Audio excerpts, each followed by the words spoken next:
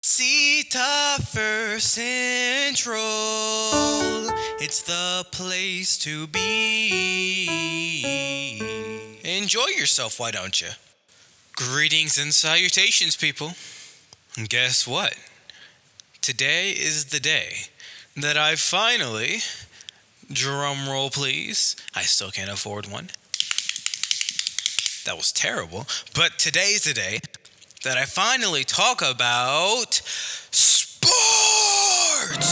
Whoa! Yeah!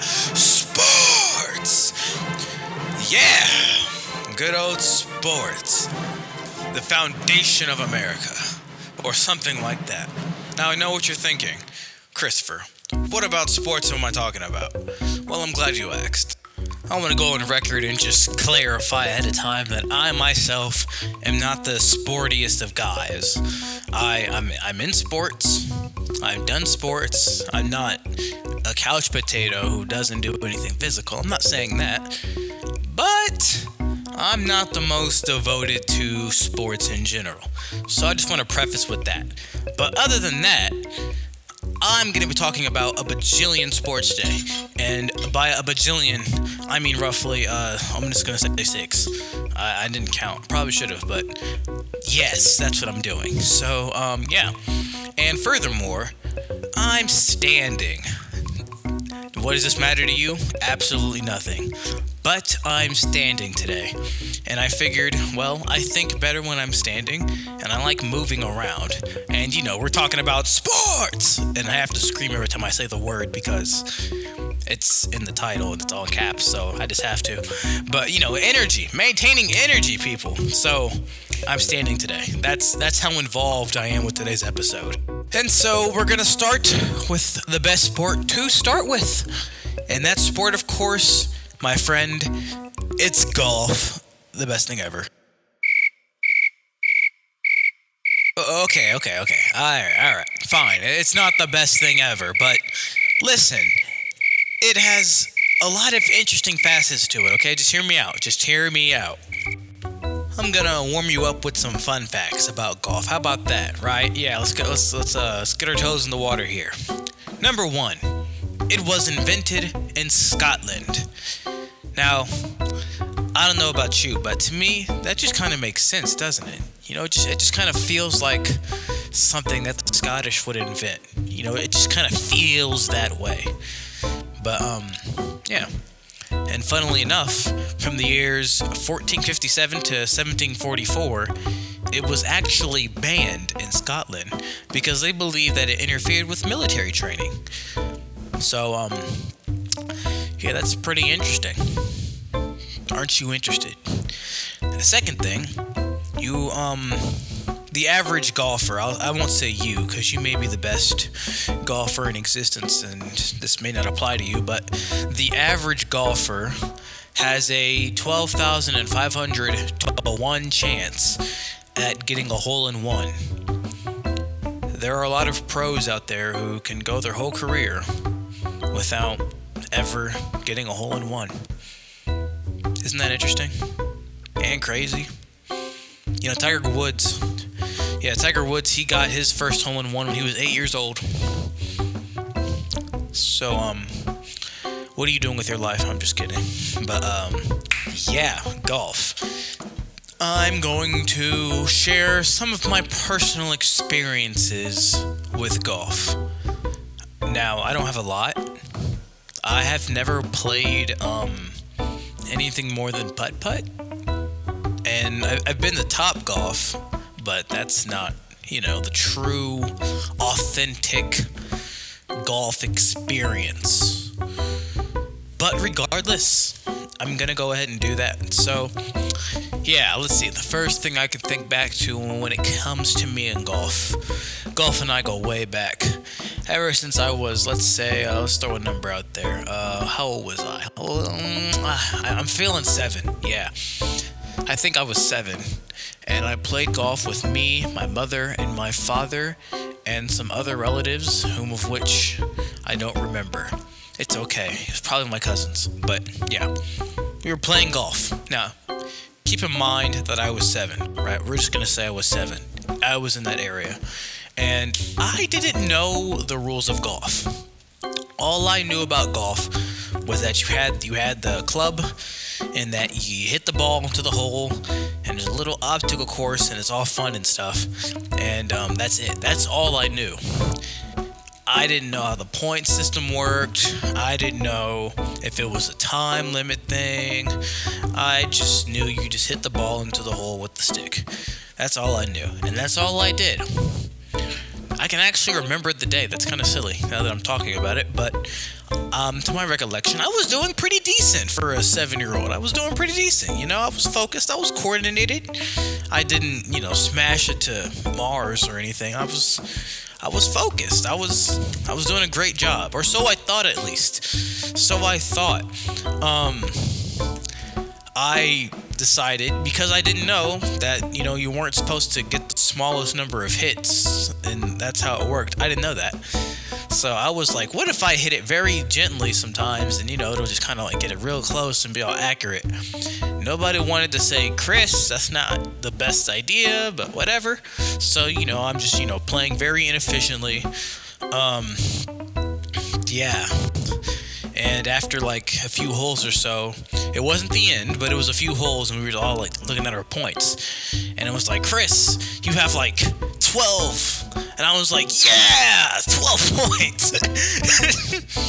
Yeah, 12 points. And everyone else is at like 6 or 7 or 4 or 2.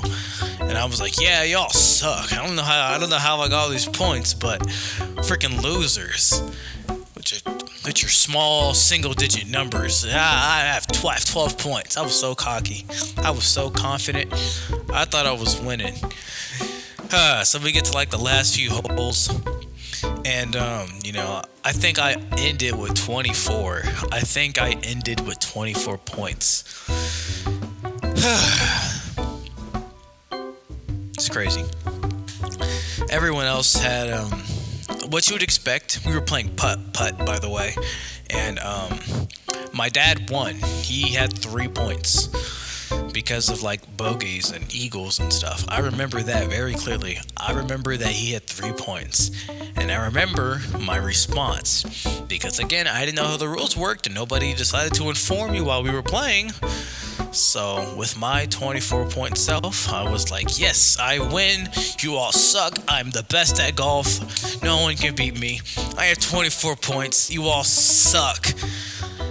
And they were like, no, your father won. He had 3 points. And I'm like, ha, it seems that you can't count. For 24 is greater than 3. And they were like, you're supposed to have the least number of points. And I was like, oh, flipped my mood entirely. It flipped my mood entirely. I never felt more embarrassed. It just never happened. However, we're done with golf because golf, right. I have more exciting sports to talk about, like dodgeball. Now listen here. I'm going to get real hype because I love dodgeball. I've always loved dodgeball. In fact, it was a dream of mine, and it still kind of is, but like, I have better things to do. But I've always wanted to join like a dodgeball team that's like official, and they like travel the world, and like, like they're legit. And I never looked them up, so maybe it doesn't even exist, but I'm sure it exists somewhere. I'm sure they have it somewhere in Europe or something. I've always wanted to do that. But for now, I've had to live with gym class and maybe Sky Zone, those kind of events with dodgeball, which, to be clear, I dominate. No matter where I'm at, no matter who I'm playing against, I am a threat. I am a threat on the dodgeball field. I tell you. I can be beat, but it's going to take you a really long time because I have incredible instincts and just insane reflexes in dodgeball. So I'm just letting you know, if you ever play dodgeball with me, be prepared. Be prepared. Now then, I got some fun facts for you. Number 1, let's see here. Did you know that dodgeball actually originated in Africa, like a bajillion years ago, it wasn't the kind of game that it is today. It was a game of death, actually, where people would throw rocks and petrified stones, and just, it was bad. It was really gory and deadly, and as you would expect from a game about throwing things at people. So yeah, it was bad. But then this guy, Philip Ferguson, in 1884, he brought it to America. But he figured that let's not kill each other. Let's make this fun. Let's make this safe. We're gonna have some teams. That was him. So good job, Philip. Woo! I think he's dead now, but I mean, good job, Philip. Good job, Philip. Either way. Now then, for my personal experiences with dodgeball, I kind of touched on them already. So you get the gist. You got the context. But I'm just gonna highlight some incredible moments of awesomeness, or rather some standout moments in games, variations of it too.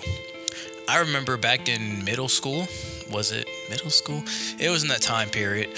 Our gym teacher, he had this variation of dodgeball where instead of the objective being to hit everybody and then we're all out, it was actually called cone ball, if I remember correctly. And we had cones in the back of our sections, right? We were split in two teams, right? Each side. And in the very back of the, sections, we'd have 3 cones. And the goal was to actually knock over the cones. And then if a team knocks over all 3 cones of the opposing teams, then you win, right? Right. Now, nobody really liked this because it's stupid. And if you hit somebody in dodgeball, they're out. If you hit somebody in cone ball, guess what? They're still out. So, our middle school brains really just said, this is just dodgeball, but with extra steps, essentially. So, the cones were kind of a second-hand priority, like obviously you went for the cones, but it was still dodgeball at heart, and you can't change that. You just can't change dodgeball at heart. Now, I kind of want you to think about this, but there are a lot of variations of dodgeball where there's like the rules of headshots counting and headshots don't count, because it's like, I don't know, too far, too cruel. I don't know. In my opinion, I think headshots should count. Now, of course, when you get headshot, you feel the other way, and you obviously don't think that should count, or especially for wearing glasses. Oh man, it's kind of funny in retrospect. All the people who wore glasses playing dodgeball, and then the glasses fly off their face, and it's like from everybody, because how could you knock off someone's glasses? Oh heavens, and it's like, well, it just kind of happens. But I think headshots should count because you got hit with the ball and you didn't block your face.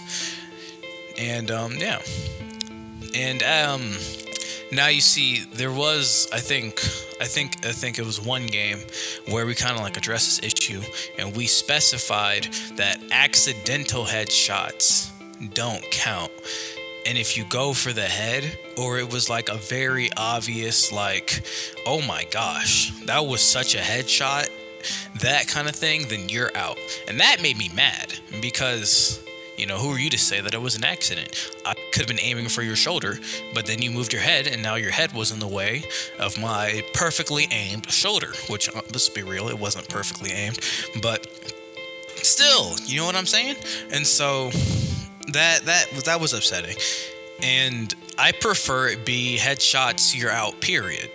Like not accidental or anything like that. I mean, I still think that's silly, but if we're doing anything in that sort, then I think it should just be headshots, then you're out. But then, of course, you have people who take these things and then they intentionally sacrifice their facial structure to get the other person out. But again, I think people's confidence in being able to catch a ball comes first, and so they don't really think about smacking it with their face until it's too late. But yeah, whatever, it's whatever. Now, some of my best experiences with dodgeball, it didn't come from school. No, It came from the public places in which dodgeball was orchestrated.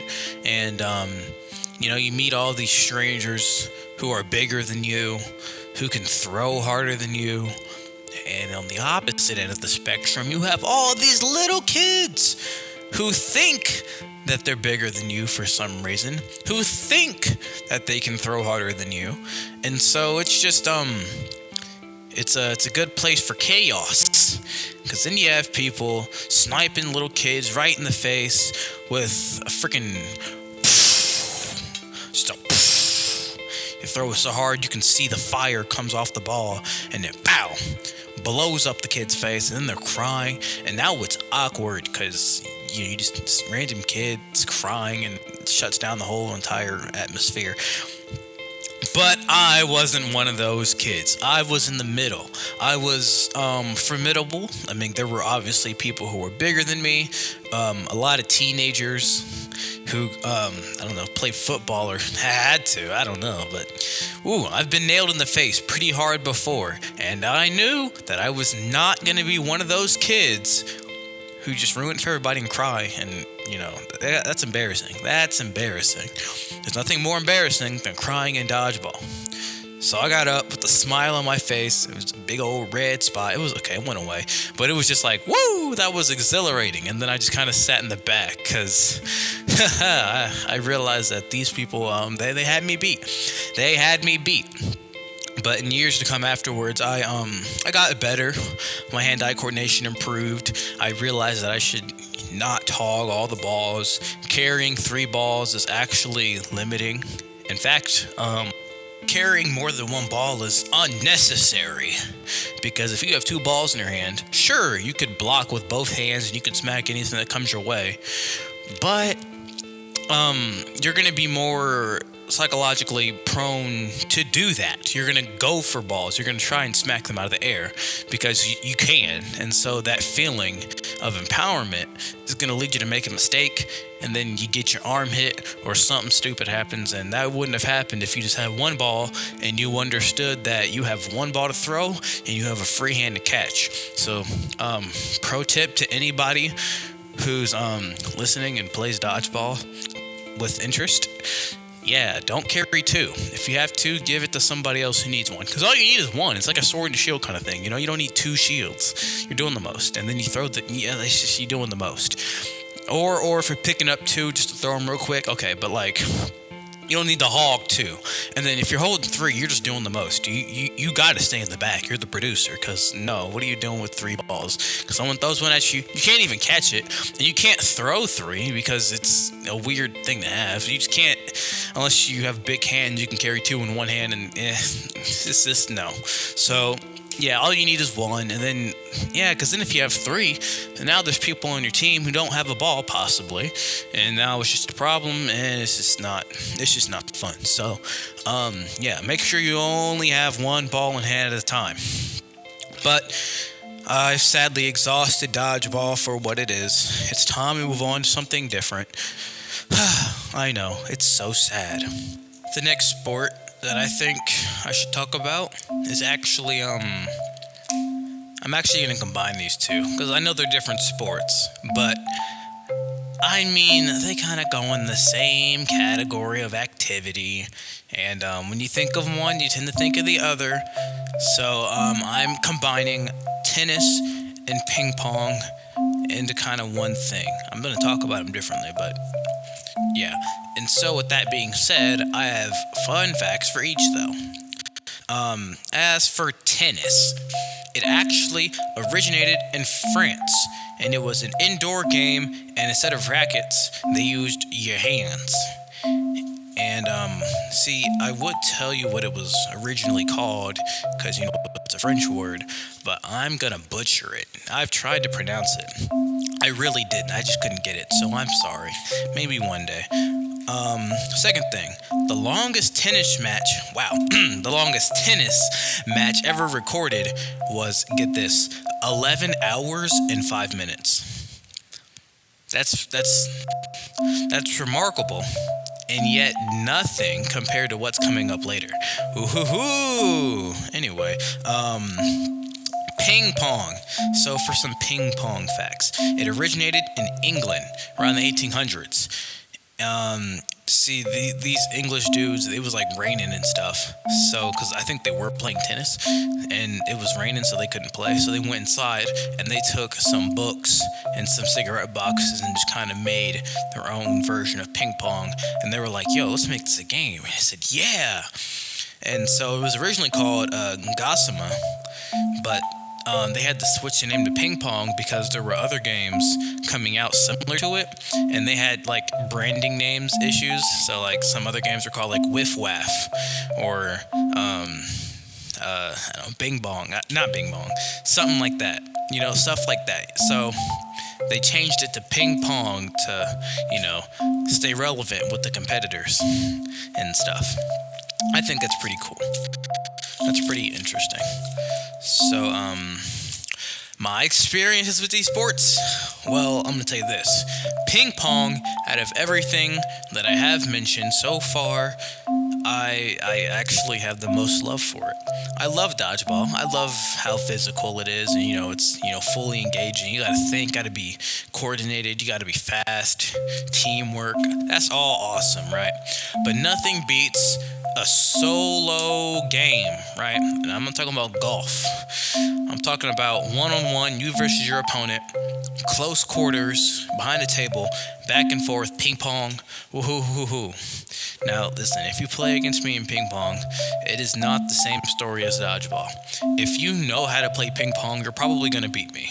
I'm not the best. I don't have the most training or experience with it like that, which is also kind of why I'm combining it with tennis. But I love ping pong. The times that I've played it, the people who I know own ping pong, and they played against me, and they won because they own it, and so they can play it more often. But I'm telling you, ping pong is so fun. It is very fun. I recently watched the movie Forrest Gump, and it was really cool to see how he was smacking against the table, and you went off the ping pong leagues, and you see a lot of videos of people just playing ping pong at a high level, and they're just smashing it back and forth, full force, bang, bang, bang, and it's like, what? If I were to do the same thing, no, and it's just crazy. It's like, are they hitting it at a certain angle in such a way that it doesn't? And it's like, no, you look at the video, they're just smacking it as hard as they can, and it's like, why isn't it flying away? And it's just ridiculous. It's ridiculous. And I feel like you can't play that good without having somebody else who can match your level of skill. Because if I smacked it that hard against, I guess technically it's about the hit, and the hit hits the table, so I suppose it wouldn't matter. But I just feel like if someone did all that on me, I feel like my lack of skill would mess them up. But it's just interesting, and then the serve, and it's just like you have different ways to hold the paddle, and it's all so complex, but I guarantee you it's probably not. And then you have like the spin where you can like make it, you hit it at a certain angle, and then it like spins, so then you can like hit it, and it'll hit the table, and then it'll like fly off the other direction, and all that mess. It's just so complicated, and it's so captivating to me. I just like that so much. I just love it. And naturally, I also share a love with tennis. Now, I have just about as much experience with tennis as I do ping pong.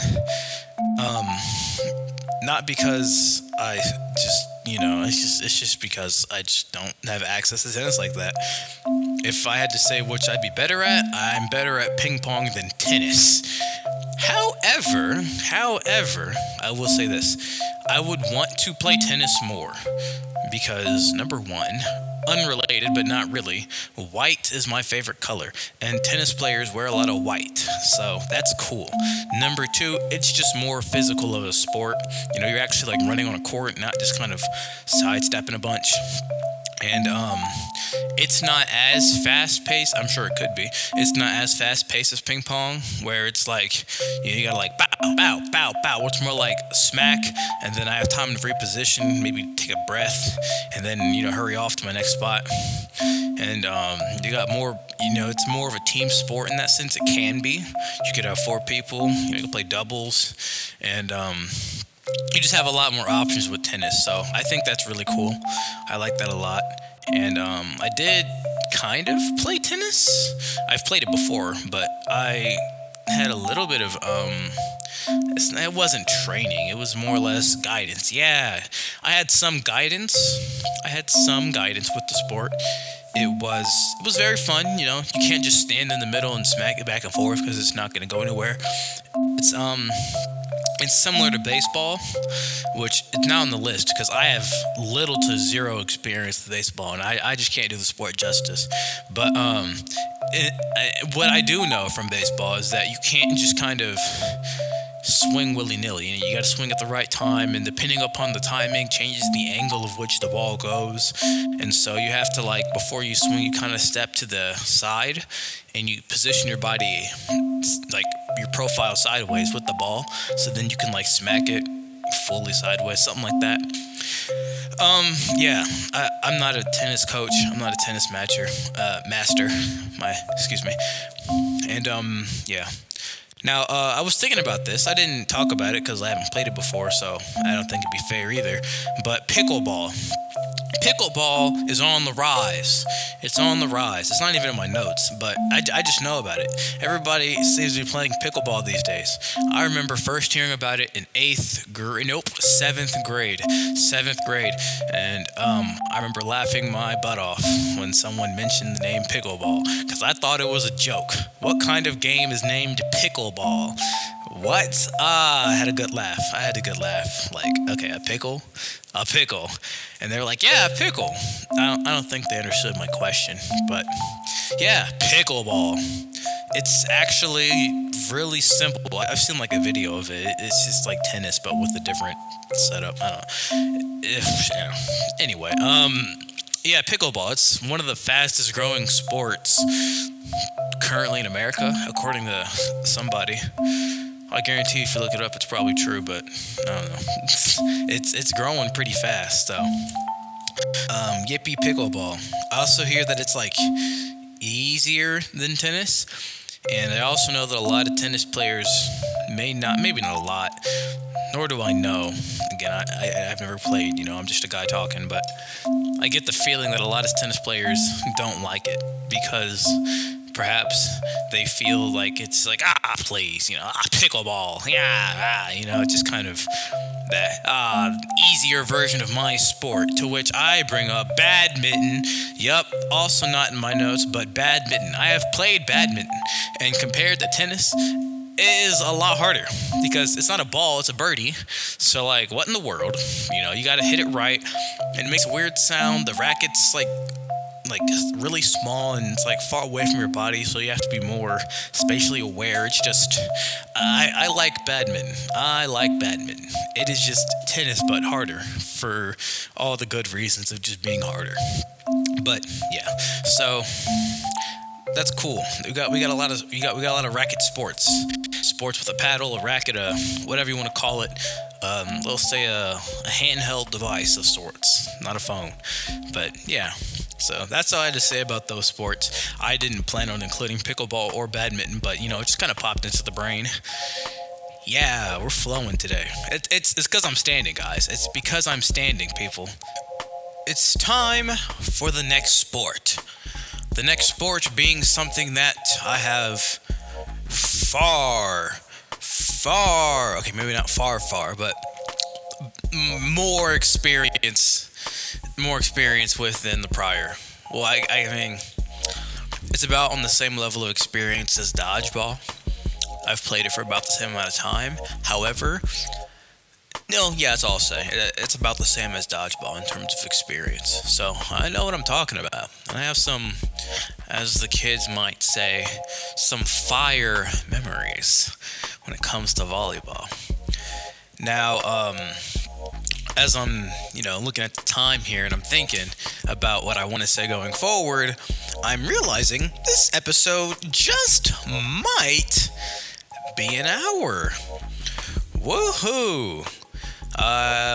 Good luck for your attention span. I hope I've been interesting. But, don't worry. It goes uphill from here. Wait, no, that's a bad thing. It gets better. I hope so. At least I think so. So, fun facts. Number one, the longest game of volleyball lasted for over, take a guess. I want you to just think about a number. Whatever it is, you're wrong unless you're right. But you're not right because you're wrong, because you're not going to think about this number. 85 hours. Yup. The longest game of volleyball was 85 hours. I want you to think about that. How tiring it would be to just go for 10 minutes, right? Imagine you're playing volleyball just on a casual day, and you're going in. Yeah, you're trying, you're diving, you're jumping, woohoo! You're tired, right? So just imagine an hour of that straight, right? Now imagine that times 85. What? Crazy work. Absolutely crazy. And what's even crazier is the second fun fact. Actually, it's just as crazy. The highest spike ever recorded was 12 and a half feet high. Somebody jumped 12 and a half feet high to spike it. And you know who that somebody was? It was a man by the name of Leo Marshall. I think I mispronounced the name. Leo. It's Leo and then N-E-L. But that guy. So, round of applause. Mr. Marshall, good job. He has a great vertical. Now then, with the nitty-gritty parts. If you don't know what volleyball is, that's okay. This is a safe space. I will not judge you because I can't see you. But just know, got some catching up to do. You got some homework. But basically, it's a sport in which you have a net and you smack the ball over the net to the other side, and there's two teams, and both teams are doing this over and over again. That's the most simplest way to do so. And not including the rules, you just want to get it to touch the ground on the other side so that you can get a point. And then first to, I don't remember the exact number, it might be 24. I don't know. Maybe 25, somewhere in the 20s. First to some number of points in the 20s, that team wins. Cool. So, what does this have to do with me? Well, most of my family growing up did volleyball. My mother, she had a legendary serve. I never saw it, but she tells me stories of how she was really good at her serve back in high school or whenever she played middle school. I think it was high school. In fact, she told me of the story of how she was a part of a team, but then she had to leave that team for another team. And at one of the games, she happened to be playing against her previous team. And she was using her, indomitable serve. Is that the right word? It is now. She was using her serve of awesomeness over and over again. And they just couldn't send it back. They just couldn't send it back over the net. And so she started to feel a little guilty having to, demolish her old teammates because, those were her friends, she knows those people. It's not like, just a random school with random people, blah, blah, just a random game. No, these are people that she knew about and cared about, and she was struggling. And so her old coach came up to her, and I don't know word for word what was said. I wasn't born yet, but I do know this. She said to just go ahead and win because, this is where you're at now. You're with this team. And I know you care, but just be successful. And so she did it. She won the game for her team. Incredible serve, incredible story. Woohoo. So, volleyball goes way back with me. It's in my blood, technically speaking. My cousins, they also do volleyball. My friends, they happen to also do volleyball. So, it's always with me. And naturally, I, at some point in my life, ran into doing volleyball. In the same time as gym. That's right. We did volleyball in gym class. And that's not revolutionary because I'm sure a lot of schools do that. But that's a part of it's the dodgeball, volleyball, running. It's the three pyramids of gym. Right. Now, I loved volleyball. I really liked it. I liked the sport. I liked the concept. I liked doing it. I'm not much of a team player. Like, I am a team player, obviously. I'm in show choir, but we'll get to that shortly. But maybe not shortly. We'll get there. But I prefer sports in which it's just me doing my own work for myself, so that if any mistakes happen, I can take full responsibility knowing that I messed up. Because if someone else messes up, part of being a team, but it's just, it feels better on my conscience knowing that I didn't mess it up for them and they didn't mess it up for me. So that's why I like ping pong over tennis. But anyway, so with volleyball, it's a team sport, and it's there's kind of three sets to it. Sets, no pun intended. 3 parts to it. You got someone who sets it, you got to block the net, and there's a lot of different components. And so there's a lot of places that it can go wrong. But all in all, I enjoyed it. I was relatively tall. Maybe not tall, but I was above average height during my middle school years compared to my other classmates. So I would stand by the net or in the middle of the section area and just be the guy who's either blocking it or setting it for other people to spike and stuff. I don't think I've ever spiked a volleyball, which is really sad because it looks really cool and like cinematic in my head at least. But one day it'll happen. I've played volleyball on sand. Okay, listen. Beach volleyball is a different story. When you're playing in the gym, and you're playing in the sand, and you gotta like run, and you're struggling, you're tripping, you're sliding, it just makes the sport 10 times more engaging. You can't zone out. I mean, you shouldn't zone out when you're doing any sport, but it requires more of your focus. It's just a whole another ball game. No pun intended. No pun intended. But anyway, specific memories. It was a volleyball day in gym. It was a volleyball day, right? Saw the nets up and everything. Walking to the gym, and we're like, yeah. And we sort off in the teams. All the friends, and they clump together. Yeah, we're all one team. And I was the kind of guy who just kind of drifted around. Whoever needs me, I'm here. I was that kind of guy. I obviously would have my friends I would gravitate towards, but I'm open to other people. So that was cool, right? And we did a tournament style in gym. This is when I learned that I inherited my mother's serve. Maybe it wasn't her exact serve. I never saw it before, but let's just say that the apple doesn't fall too far from the tree. It was the first round, right? It was me and my team versus the other team. Duh, right? Cool. I do my legendary serve of legendary awesomeness. Cannot be contended. In fact, the only reason they got a point was because I didn't feel like beating them that badly. And so I served, which each serve was a point, another point, another point. And then I was like, you know what? Let me just hit this one out real quick so that they get, some hope. And then I served, and we won. Woohoo! I don't know why they couldn't return it, but they just couldn't. Now that I'm thinking about it and that I'm saying it out loud, I feel like maybe my serve isn't the reason, and perhaps it could have been their skill. But I like to think that my serve was just uncontendable, because it technically was.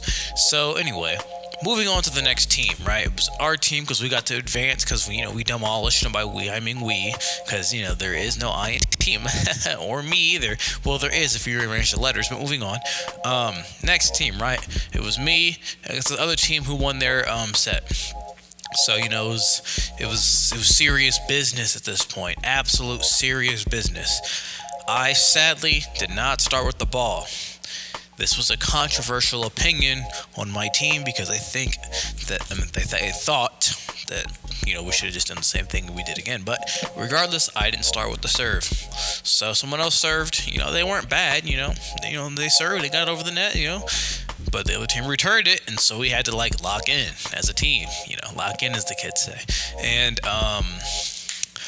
Um, I don't remember exactly how this round went, but I remember that we did not mop the floor with them. Um, See, another thing about volleyball is that you have to do a lot of things at once. 1 minute you're blocking the net, the next minute you're setting it, the next minute you're trying to save it, and you're diving for it. So you're doing a whole lot of things, right? And I'm a very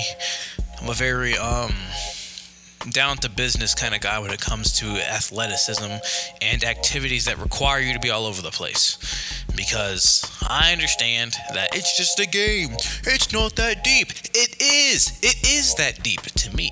It is that deep. When you're playing dodgeball, you're going to get hit. You got to move. You got to be quick. When you're playing volleyball, the ball is going to hit the ground unless someone dives for it. And so I was diving. I'm the kind of guy to get dirty with it. I'll get on the ground quickly. I won't hesitate. I understand the severity of the oh wow. I understand the severity of the situation and thus will act accordingly. I say all of that to say, I set the ball, and yeah, it was just your average game of volleyball. I'm really trying to hype it up. It's just volleyball, you know.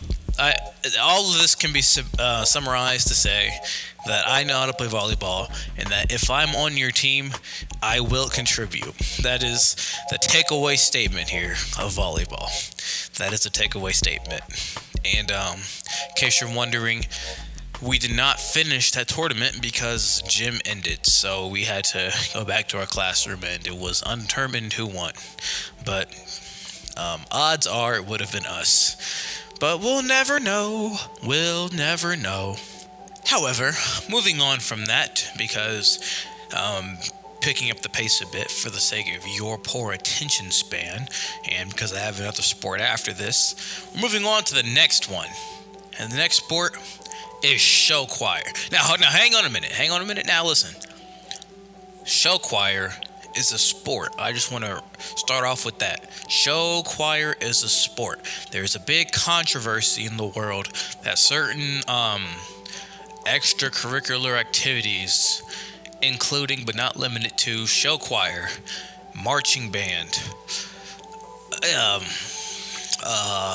color guard, what else?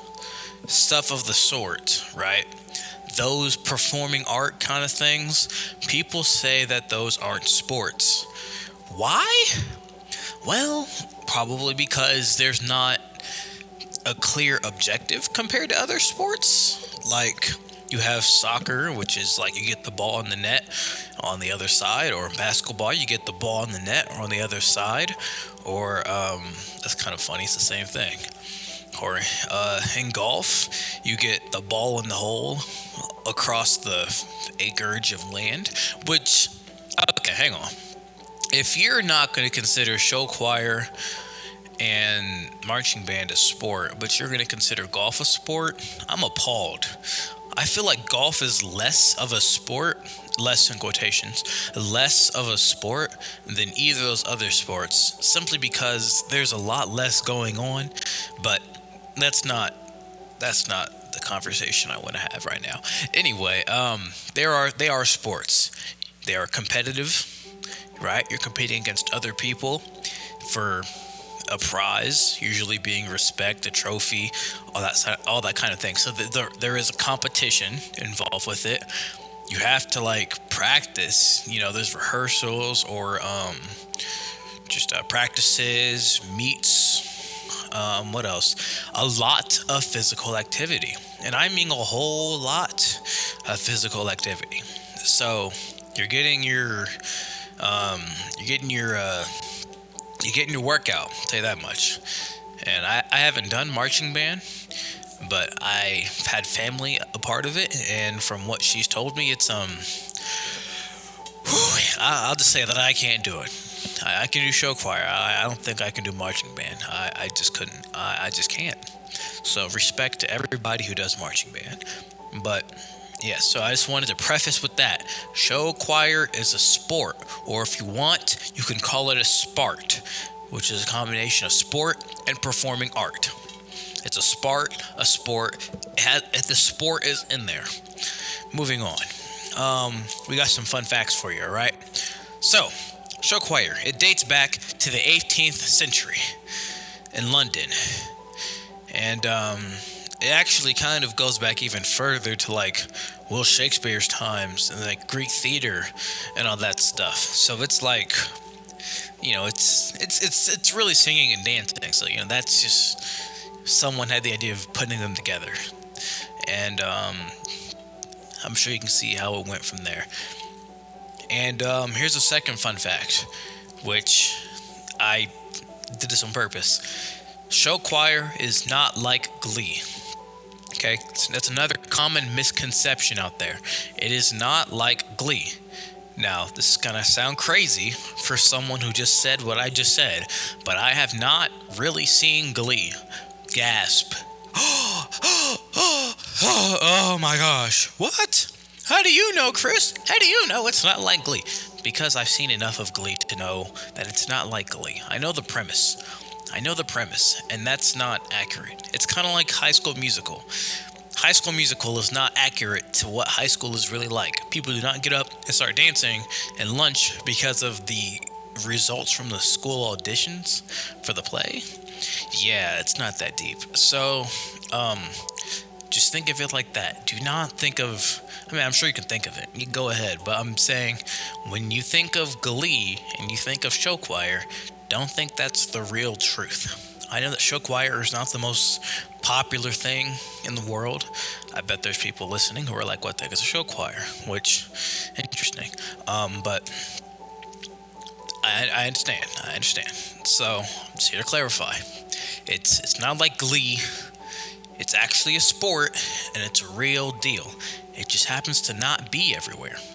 But, yeah, just work with me on that. So for those who don't know what it is, let me explain. Show choir is what it sounds like. You're singing and dancing, right? You're putting on a show for the judges, and they're gonna watch your show. And then the judges, they'll have a visual judge, they'll have a vocal judge, and yeah, that's it. You just have those two. And then, the scores from each judge, they all get compounded, and then bam, a lot. You got your score. Now, see, I would tell you which show choir I'm a part of, but I don't think I should. I don't think I should dox myself too much now. But I'll just say this. I'm in a show choir, and I've done it for more than a year. So I know what I'm talking about. And I think the best way to convey the show choir experience is just to tell you what it's like to go to a show choir competition. Picture this. It is 3 a.m. All right? It is 3 a.m. and you're awake on a Saturday. All right? Now, you see, the thing about show choir is that, your competitions, they're often not that forgiving when it comes to the times. And so some cases you'll get lucky, and the competition isn't that far from your school, and it's just, oh cool, get here around 8, and we'll leave by, 8:30, 9, yeah, we'll leave then, and then, yeah, right. The day has started, right? Other times, the location is like an hour and a half away, and you have to get to the school at like 5 a.m, which means you have to wake up and do your makeup and all that fun jazz at home. Or, it's just a lot more preparation and stuff. For me, because I don't have as much makeup as other people, I just wake up and I go. Well, I eat. Don't forget to eat, okay? For anyone who ever, anyone who's in show choir ever wants to do show choir, on the day of the competition, do not skip breakfast. You will instantly regret it, and you will perish. You will perish. You will perish. You will perish on the stage unless you eat breakfast before you go on, which I also don't recommend because it's not good to move a lot when you just put food in your stomach for reasons that I'm sure you can understand. So Just eat food in a timely manner so that you have energy to sustain you. But moving on, right? So we're picturing this, all right? Picture this with me, all right? Cool. 3 in the morning, you're up, you're awake, your eyes hurt, your body is sore. Why? Because it is. It just decided to be for no reason. So you're already struggling and you just woke up. You get up out of bed, out of whatever you sleep in. You get up and you go to the bathroom and you shower, or you showered the night before. You're so smart. And you're getting prepared. You're getting ready. You're eating your food. You're drinking your water because, stay hydrated too. That's another thing. But yeah, you're doing all those things you should be doing, right? And if you're not, well, the day's going to suck for you. And you depart for your school. You get to school. It's still, stupid o'clock in the morning. We'll say you're a slowpoke. You get there at 4, right? Cool. Congratulations. You're at school. You're supposed to be there by 5. Why were you there so early? But moving on. You're there. You're at school. You're warming up. You're seeing all your other people. Everybody's slowly making their way inside the school. Everyone's tired. Except for that one person who's really pumped. The energy irks you. You see your friends, you start to talk, you have fun, You're thinking, wow, it's comp season. Yeah, it's competition time. All of our hard work to this moment. Can't wait to really give it my all today out there. Yippee-ki-yay. Woohoo. You see the director. Your director is finalizing things, walking with purpose, all dressed up. It's today. Today is the day. So, business. You warm up, you get on the bus, and let's see, should we do it a long trip? Yeah, let's do a long trip. After all, why did you wake up at 3 in the morning? So, long trip. Congratulations, the school is an hour and 30 minutes away, right? So you're sitting on the bus, your phone is at 87% because, let's be honest, you used up a lot of the battery as soon as you woke up because you sat there and you were too tired to get up. So you grabbed your phone, started scrolling through Instagram rather than functioning. So your phone's already at 87 rather than 100 or 90, but whatever. So you're sitting there, you continue to scroll through Instagram, you turn on some music, and you're just sitting there. Or if you're more social, you're talking to everybody and being loud on the bus. Or if you're more realistic, you're going back to sleep. The bus ride, I tell you, it makes or breaks people. For people who are awake, it's the worst thing to do because, speaking from experience, I hate being active and energized on a bus because I can't do anything except for sit there and play on my phone or talk to people. But usually other people don't feel like being talked to unless they're already in a conversation with somebody else. And so I just don't like bus rides like that. But if I'm sleepy or tired or just anything of the sort, by all means, please, I beg you, put me on a bus so I can just not be bothered. Please, I beg you. So we're on the bus and you go to sleep, you doze off. You're on the highway and you see the cars pass by. You like to point out, oh my gosh, I've been there before. Oh my gosh, bus driver, we should pull over for McDonald's. Oh my gosh. You say all these things that people say because they think they're funny. Or, we just passed my house. Oh, that's a good one. Yep. Oh, that's my insert family member's house. Let's see, what else? I don't know, but yeah, that. Oh, yellow car. Oh, there's a yellow car. Yeah. So bus ride, right? You doze off, you wake up, you realize that no time has passed. You doze off again, you wake up, no time has passed. You can't go back to sleep, so you sit there awake, and then you finally doze off again, but you're there. Woohoo! But hey, we are there, and so begins phase 2 of the competition. You and your school are guided to your rooms. Now, in my experience, these competitions take place at schools. And because it's Saturday, school is not in session, and so it's just a bunch of empty classrooms and just empty building, right? So, each classroom, not each, but some classrooms are reserved for, just different groups of people. You got different changing rooms and sections, and usually it's the big schools so that they have room to accommodate everybody, right? So you're walking down the hall, you're finding your classroom, and you're putting your stuff down, everybody's getting settled. And here's where things get interesting, right? Once everybody's settled, depending upon what time your group performs, changes the entire course of your day. Maybe not the entire course, but it's really important. For my school, we have two groups. We have we have um we have um we have one group who usually performs before my group. And so with this group, they they usually have to go like early in the mornings. At least that's how it was, in the year prior. So that's a little annoying when you get there and you're tired and hopefully you ate breakfast. But if you didn't, it's just, I pray for you. But so you get there, you get settled, and you're immediately getting dressed because you have to go on very quickly. Maybe not immediately, but within you don't have a lot of time, which with that time usually is spent, grabbing breakfast or exploring the school that you're gonna be at for the next 24 hours or something of the sort. Right.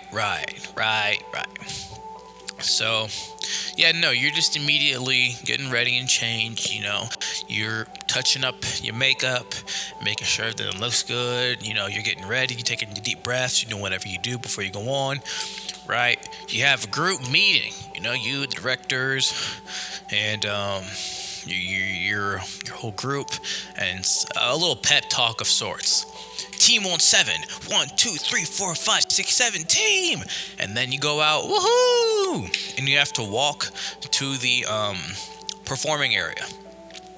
Little fun thing. When we're walking to our as a choir, when we're walking to our destinations like that, we walk in a profile kind of line sort of thing, and it makes us look really professional, and our arms are kind of locked together and we walk in pairs, and it's just a whole little it's a little cool thing, and I like it because it shows that we mean business, and we do. Don't get it twisted. Anyway, so yeah. But if you don't go on early in the morning, then like I said, you just spend that time either taking a nap or getting breakfast, exploring the school, hanging out, yada, yada, yada, yada, yada. And that's honestly, I'm not done. But that is honestly most of your day. When you're performing, but each performance is roughly 10 to 20 minutes, depending upon what your set is. So after you're done performing, you just kind of hang around for the rest of the day until results come out. Of course, you should be watching other people perform, because you can do that, and that's one of the biggest, most important parts of show choir. It's watching the other groups perform, taking notes, not notes like writing things down unless you're just that dedicated, but I mean like mental notes, oh, okay, they did this, they did that. Ooh, maybe we can incorporate this. Or, ooh, look how clean the movements are. And, ooh, look how they're blended. And, of course, just enjoying the show and not thinking about any of those things and just enjoying the show. Maybe you have your favorite show choir group that you just love every time they perform, no matter what they do. You see no errors in their ways because you just absolutely love them as a choir. And so it's time for them to perform. Yippee! I'm maybe not first row, because usually the school sits first row or at least close to the stage, but yippee-ki-yay, so... Yeah, or you can be antisocial and hang out in one location all the day long until you're needed for your little event, whether it be, your performance or watching somebody else perform, like the other people from your school that's not in your group, because, it's just courtesy to do that.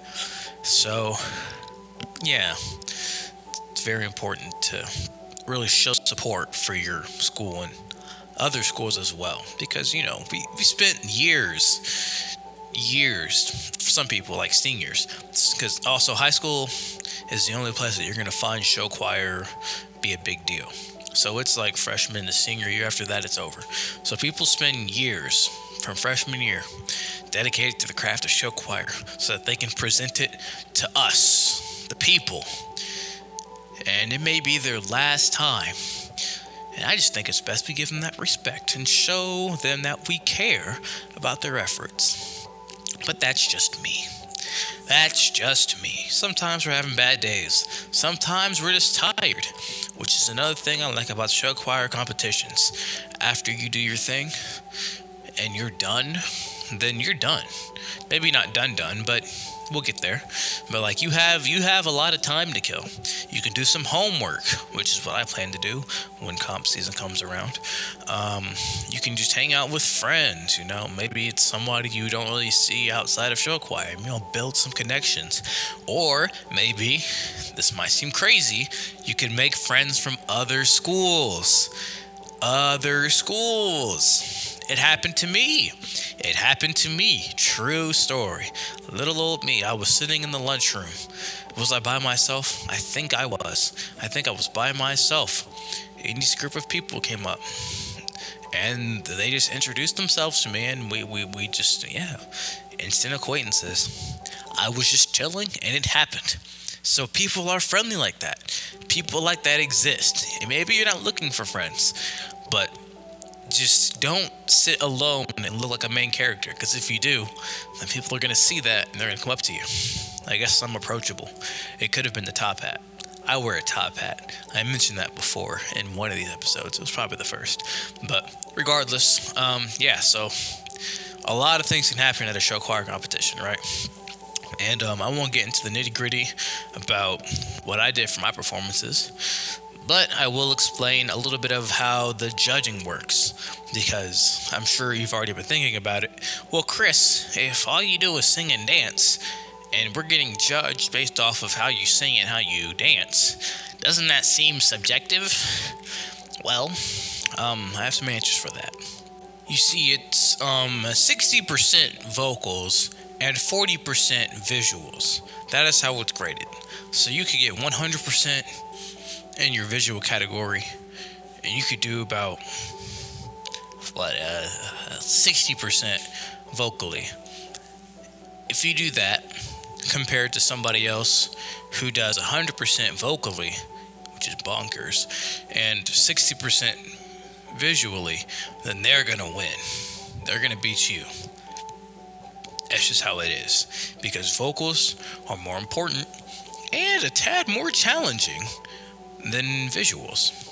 Because, maybe you're not a singer or a dancer, but I believe that it's easier to dance by itself and sing and dance compared to singing by itself and then singing and dancing.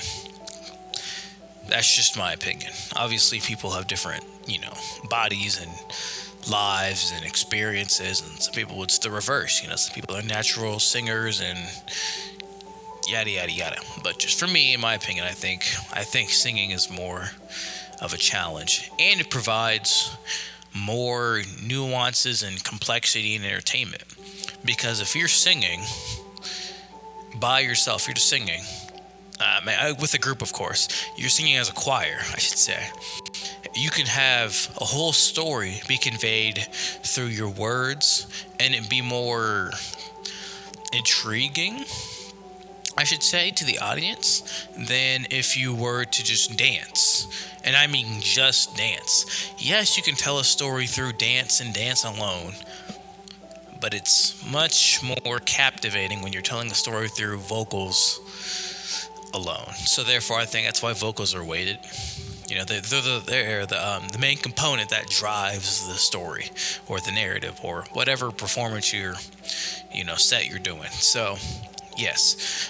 And subjective, a little bit. It's a little subjective. You'll have one judge who likes the show and just likes the show, and then it's like, I don't like the show. But regardless, that's why most of the rubric is based off of non-biased things. Most of the things. There are things like creativity in the rubric, and that's, like, well, okay, I think it's creative. Nah, I don't think it's creative. And then you'll have things that are like, oh, the best costumes, which again, that's subjective. But you'll have things that are like, was the choreo clean? Are their legs together? I mean, are their feet together when they're not moving? Are they staying in their rows? And is the blocking clean? And does it read well? Are their arms at the 45 degrees? Stuff like that. That it's not something you can argue about. It's just, is it or is it not? It is not, or it mostly is, or it's perfectly all the time yes. So it's a good balance of both. Are they blended? Well, are they or are they not? Is it like, oh, did they miss that note? Were they flat? Were they sharp? Does their tone suck? Is there something better they could have done? All those sort of things. And I guess the better question is subjective, but still, we get what I'm saying. It's a mix. So yes, it is a subjective sport, but if you do it well enough, the subjective aspects of it aren't going to play as much as a factor. So yeah. And that's not the only thing that happens at show choir competitions, right? At a certain time in the day, usually, actually, I don't know, but at a certain time of the day, I will say usually near the afternoon or so, we have what is called solo competitions, where a select few individuals who already prepared in advance, they sing a number that they chose, and they just sing it to the choir as a whole, and there are judges. And the judges, they take all of the solo competitions that happened for the day, and then there's like individual prizes for that as well. So there's just a lot of things going on. And I like solo competitions because you get to really see individuals shine. Individuals who you may not really hear that often because, they're always singing with the choir and they're, just not serenading you. So when you get to, hear that individual be their individual voice. Does that make sense? Anyway, it's just a nice experience. It's just a nice experience. And you have some people who are very funny, and they'll pick funny songs that you wouldn't expect or ever hear of, but it works very well with their character and their personality. I don't know all the nuances of the grading rubric for solo comps, but I do know that you are supposed to be a little challenged with it. You can't just pick something like Twinkle Twinkle Little Star and then get distinguished best singer in America. America's Got Talent. Like that's not gonna happen. You got to pick something that's like, really, wow, oh, okay, yeah, wow, he did that, or wow, she did that, or wow, they're doing incredible, yeah. So, little fun information, but I'm gonna try and do that one day. I'm gonna try and do a solo comp song, which is scary because, if you mess up, it's all on you. You're not singing with a choir. You better know what you're doing. It's one of those things. I think it's a really good thing for like developing singers, like individual people, like doing well in solo comp. Just the experience of I'm standing here and singing to everybody, But it's fun. It's fun to watch, and I hope it's fun to do one day. Let's see, what else? Oh, yes. Now, I know what you're thinking, right? Maybe you weren't thinking about it, but I'm going to bring it to your attention so that you can think about it. Christopher, why are you there for 24 hours? I heard you say that we're going to be at this location for the next 24 hours. Surely this entire process can't take 24 hours. And you're right, it doesn't. At least it wouldn't if finals didn't exist. You see, when we perform our sets and stuff, right, all the schools that came, they do their stuff, right? And only after everyone's done their thing do we have to get judged by the judges and graded and all that stuff, right? And after all that grading happens, select schools get picked for finals. If you get selected for finals, yippee-ki-yay, you get a trophy. And that also means you have to stay. And if you have to stay, well, congratulations. You might just might have to be there for 24 hours. You just might. My record of being out from home was 22 hours. That was my personal record. And 22 hours being awake, I should say. I got home, and then it took me like 30 minutes to get ready for bed, which is, I don't know what I was doing, being a slowpoke, I suppose, but I woke up at like 4, and I got back home at 3 a.m., and I laid down. So that's just put in perspective. But if you don't make finals, you can go home earlier, but, at what cost? Boo-hoo-hoo. Boo-hoo-hoo. But let's say you made finals, right? Oh, before I go down that rabbit hole, if one of your groups makes finals and the other one doesn't, you're staying. Just to be clear, you're staying. You're just not performing. So for some people, they may like this, because they have the sense of, woohoo, community. Good job, guys. You guys made it. Yeah. And I don't have to perform either. I'm tired. Awesome. Another win for our school.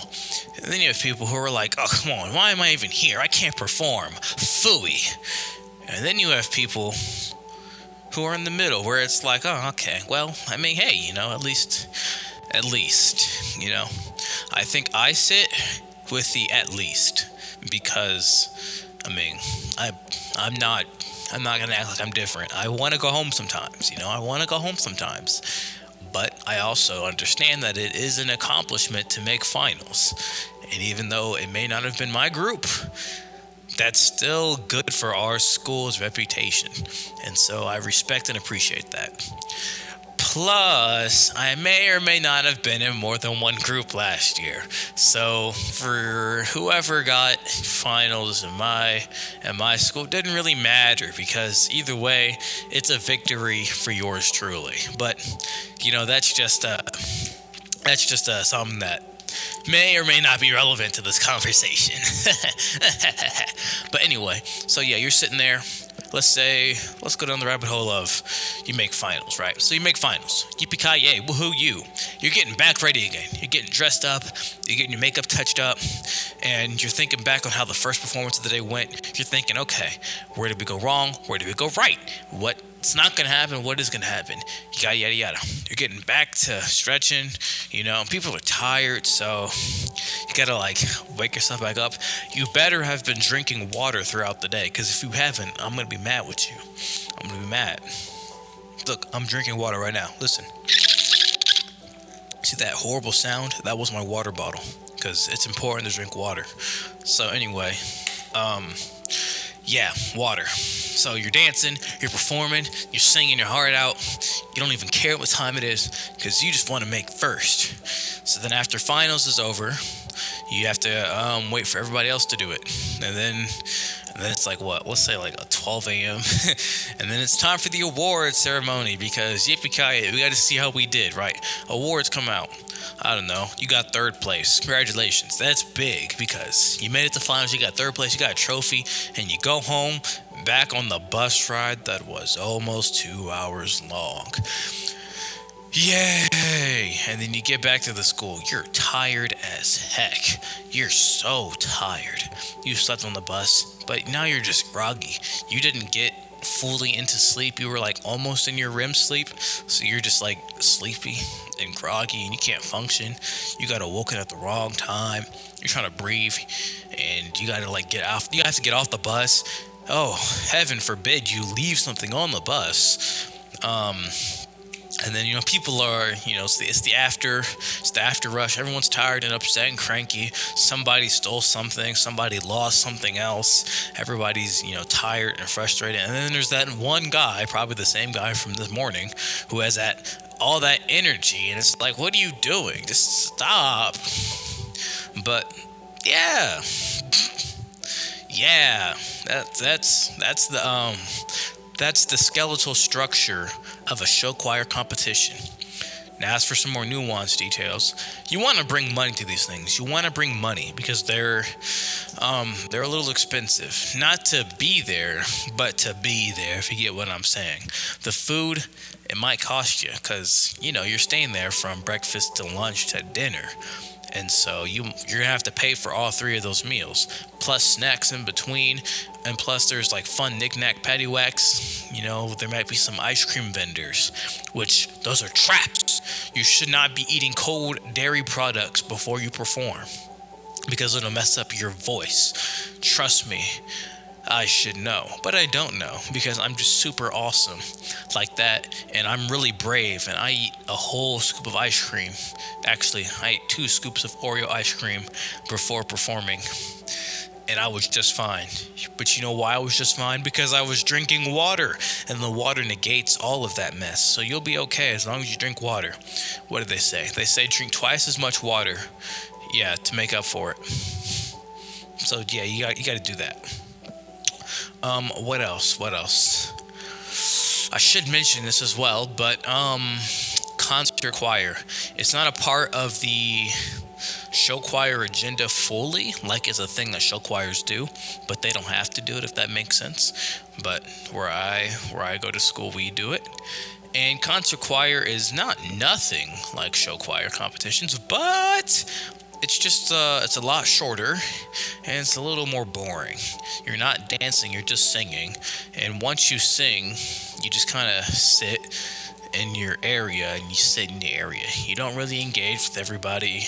There's not as much people, doing stuff. It's not as much of a fun environment. It's just kind of you go there and you do your thing and you leave, and you're out by like 4 p.m. So it's just take what I said and then like douse it in water so much, because you're just heavily watering down a show choir competition, and you're wearing your fancy attire the entire time. You can't switch in and out of comfortable clothes, so it's just concert choir exists. Heads up. You do some sight reading. You sight read, you sing your concert pieces, and I personally like it. I know I'm describing it like it sucks, and it is a little boring, but I like it. I like its existence. I didn't think I would, but I like it. I like the outfits all that much. I like to dress up nice, but I get bored of it. And it's just concert choir. It's just concert choir. So with all that being said, I think we're gonna pause here. I don't think we should do the next sport. We're gonna put that in the next episode, because 77 minutes is crazy. We'll do a part 2. Yeah, we'll do a part 2. In fact, the episode title is gonna say part 2, but I didn't know that until just now. So when it says sports part 1, just know that it's going to be a part 2 thing. But this is the moment that I made the decision that it's going to be a part 2 thing. And so with that, I thank you for giving me your time. This was a doozy of an episode, and my poor computer is about to explode. But it did a good job keeping up with my attention span today. And yes, I know my distribution of time given to each sport is heavily unbalanced because of show choir taking up a humongous chunk, and that's only because I'm currently in this moment in show choir. The other sports are sports of the past for me. Hopefully the future too, because I want to do more dodgeball. But yes, for the part 2, I'm sure there won't be as much of an imbalance, because there's no other sports that I'm currently in. Maybe with one sport that I did a few years ago, which I have a lot to talk about as well. But moving on, don't worry about that. As for the final fun fact of the episode, let's see. I already gave you a whole bunch of fun facts throughout the episode, if you still remember them. But I'll just say, did you know that having your phone, your smartphone to be specific, not on, but just like on your body, in your proximity, regardless of where it's at, as long as it's on in your bubble, your area, having your phone in your area actually makes you dumber. It struggles to help your brain comprehend. Wow, I didn't even say that correctly because my phone is next to me. But it becomes harder to comprehend information. It becomes harder to focus. It makes your life just a little bit harder. It's probably why there's a law now about not having phones in school. But Yeah, that's just something off the top of my head. And with that, toodaloo, a buckaroo.